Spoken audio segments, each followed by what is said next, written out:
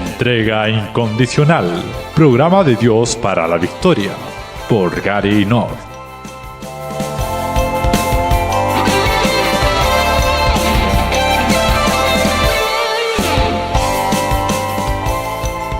El tratado de nuestro Rey. Dios enseña que los pecadores merecen su ira. Él es un Dios santo, que desprecia tanto al pecado como al pecador. Él arroja al infierno para siempre a los pecadores, no solo al pecado. Los pagan los pecadores, no el pecado. Dios dijo que él aborreció a Esaú, el hermano de Jacob, aun antes que naciesen los dos, aun antes que los dos cometiesen pecado. Pablo escribió: pues no había aún nacido, ni habían hecho aún ni bien ni mal, para que el propósito de Dios conforme a la elección permaneciese, no por las obras, sino por el que llama. Se le dijo a Rebeca: el mayor servirá al menor. Como está escrito: a Jacob amé, mas a Esaú aborrecí. Romanos 9, del 11 al 13. A la mayoría de la gente no le gusta esta clase de prédica. Pablo nunca fue popular, pero fue inteligente. Él sabía lo que concluiría la mayoría de las personas. Él les contesta antes que hiciesen sus preguntas. ¿Qué pues diremos? ¿Que hay injusticia en Dios? En ninguna manera. Pues a Moisés dice: tendré misericordia del que yo tenga misericordia, y me compadeceré del que yo me compadezca. Romanos 9, del 14 al 15. La persona ordinaria reflexiona en sí mismo: pobre Esaú, qué mala suerte tuvo. Después de todo, ¿qué es lo que hizo en el vientre de su madre para merecer la ira de Dios? Ese Dios, qué tipo arbitrario, amó a Jacob y odió a Esaú. No es justo. Pero Pablo ha contestado a esta objeción. Es justo porque Dios lo hizo. ¿Hay injusticia con Dios? Lo que el pecador está realmente pensando es: el hombre en realidad es una especie limpia. Cada hombre nace como una tabla rasa. Él triunfa o pierde por su propia cuenta. Se desempeña o no. Se gana la entrada al cielo o tal vez al infierno, pero es por sus obras. Dios es injusto si no le da a un hombre decente una buena oportunidad. ¿Qué dice la Biblia acerca del hombre? Dice que pecó en el Edén y que desde entonces es impío. Él ha distorsionado la imagen de Dios, o sea, su carácter. Como dijo David: he aquí, en maldad he sido formado, y en pecado me concibió mi madre. Salmos 51:5. No es el sexo en sí lo que es pecaminoso, es el carácter mismo de la humanidad pecaminosa. El hombre no nace con las manos limpias. Él nace un hijo desheredado de Dios, el Padre justo. Él necesita ser adoptado. Y Dios es el que decide quién será adoptado y quién no. Lo asombroso del relato que hace Pablo acerca de Jacob y Esaú no es que Dios haya odiado a Esaú. Lo asombroso y maravilloso es que Dios haya amado a Jacob. Dios no nos debe la gracia, nos debe un castigo. Y en su gracia nos otorga a algunos su compasión. No porque la merezcamos, sino porque Él lo quiere hacer, por su misericordia amorosa. Esta es la doctrina bíblica de la elección. Dios es bueno hasta con los odiados hijos naturales. Él les ofrece un tratado de paz. El tratado es su ley. Cuando un rey coloca a un pueblo bajo su protección, establece las obligaciones de ellos a cambio de su protección. Un gobierno civil siempre tiene una ley. Los ciudadanos tienen que obedecer la ley para ganar los beneficios de protección. nunca encontramos tratados de paz sin obligaciones mutuas. Es posible que sean duras las condiciones. Es posible que la nación que pierde una guerra se enfrenta con condiciones que exijan una entrega incondicional. Pero el tratado termina la guerra. Ellos firman el tratado y la guerra se termina. Dios colocó a Adán bajo un tratado de paz. Vive en el huerto por algún tiempo, gózate con tu esposa y luego sal y subyuga a la tierra. Solo te pido, Adán, que evites comer la fruta de un solo árbol. Así que el tratado de Dios lleva condiciones y tuvo que haber un castigo por desobedecer. En el caso de Adán, la muerte espiritual inmediato y finalmente su muerte corporal. La maldición de la tierra, lo mismo para Eva, más los dolores de parto. El tratado ofrecía protección y beneficios. Tenía condiciones de obediencia como también para la desobediencia. Eso es común a todos los tratados. Es la forma en que todo gobernante trata con sus súbditos. Dios ofrece su tratado a todos los hombres y ellos lo saben. Ellos pueden ver a Dios en las cosas invisibles del mundo, pero sofocan ese conocimiento. Romanos 1 del 18 al 20. También tienen la obra de la ley escrita en sus propios corazones, pero tampoco obedecen esta regla. Porque cuando los gentiles que no tienen ley hacen por naturaleza lo que es de la ley, estos, aunque no tengan ley, son ley para sí mismos, mostrando la obra de la ley escrita en sus corazones, dando testimonio a su conciencia y acusándoles o defendiéndolos sus razonamientos. Romanos 2 del 14 al 15. La ley de Dios no está en sus corazones, pero la obra de la ley sí está. Eso es suficiente para condenar a todo hombre. Pero aún así, el hombre se rehúsa a reconocer a Dios y al orden legal e integral que Dios ha elaborado en su tratado de paz.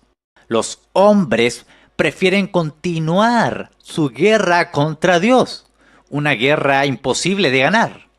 Él ofrece la paz a todos los hombres, aunque sabe que sin su gracia nadie aceptará las condiciones del tratado. ¿Por qué no aceptan los hombres un tratado de completa justicia? El profeta Jeremías nos dijo hace mucho tiempo atrás: engañoso es el corazón más que todas las cosas y perverso. ¿Quién lo conocerá? Jeremías 17:9. Y unos renglones más adelante, él pronunció esta gran oración contra los enemigos de Dios. Avergüéncense de los que me persiguen, y no me avergüence yo. Asómbrense ellos, y yo no me asombre. Trae sobre ellos días malos, y quebrántalo con doble quebrantamiento. Jeremías 17:18. Así quiere nuestro Rey que nosotros oremos en contra de sus enemigos, que ellos sean destruidos. Si se arrepiente, desde luego ya no son más sus enemigos, y por eso es legítimo que también nosotros oremos por la conversión de ellos. Es decir, para que firmen oficialmente el tratado de paz de Dios. Que los enemigos de Dios firmen el tratado de paz o sean destruidos. Sin embargo, Dios es misericordioso, aun con sus enemigos. Él requiere que ofrezcamos un tratado de paz antes de atacar otra nación. Cuando te acerques a una ciudad para combatirla, la intimarás la paz. Y si respondiere paz, todo el pueblo que en ella fuere hallado te será tributario y te servirá. Mas si no hiciere paz contigo, emprenderéis guerra contigo. Entonces la sitiarás, luego que Jehová tu Dios la entregue en tus manos. Herirá a todo varón suyo a filo de espada. Deuteronomio 20 del 10 al 13. No se permiten los ataques por sorpresa, ni aun al pueblo de Dios que caminaba en el Antiguo Testamento bajo la protección de Dios. Como Él mismo ofrece a todos los rebeldes un tratado de paz, nosotros hemos de hacer otro tanto. La mayoría de los cristianos comprende que son embajadores de Jesucristo. Pablo escribió en su carta a la iglesia en Éfeso desde un calabozo en una cárcel de Roma. ¿Cómo describió su tarea allí? Y por mí, a fin de que al abrir mi boca me sea dada palabra para dar a conocer con denuendo el misterio del Evangelio, por el cual soy embajador en cadenas, que con denuendo hable de él como debo hablar. Efesios 6 del 19 al 20. Pero ¿qué es un embajador?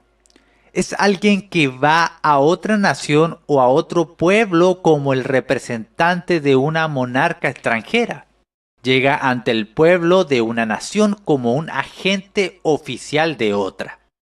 Un embajador visita un reino como agente oficial de otro reino.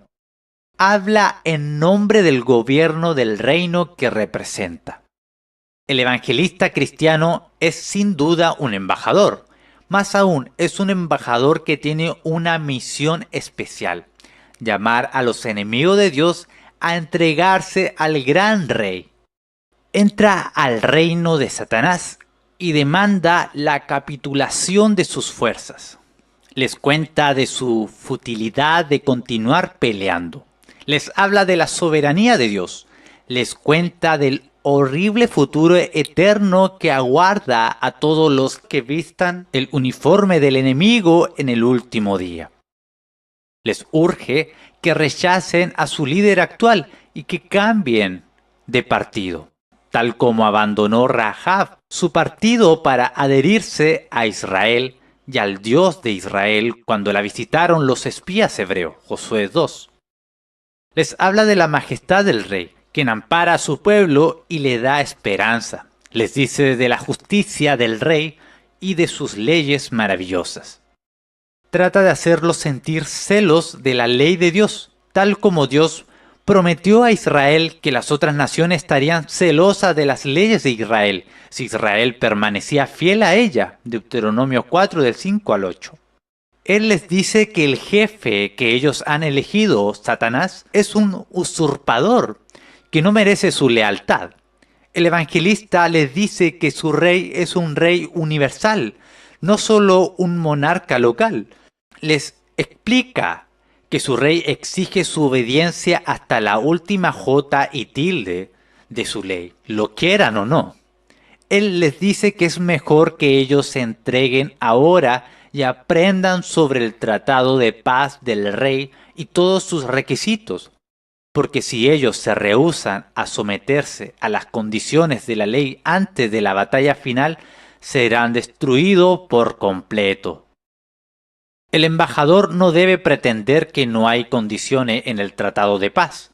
Sería un tonto y un mentiroso si les dice a los usurpadores extranjeros que si capitulan ahora nunca más tendrán que obedecer las leyes del tratado. Pero si se rehúsa a entregarse, serán plenamente responsables de obedecerlas. La razón por la cual se requiere que se entregue es para extender al reino del monarca a través del mundo entero.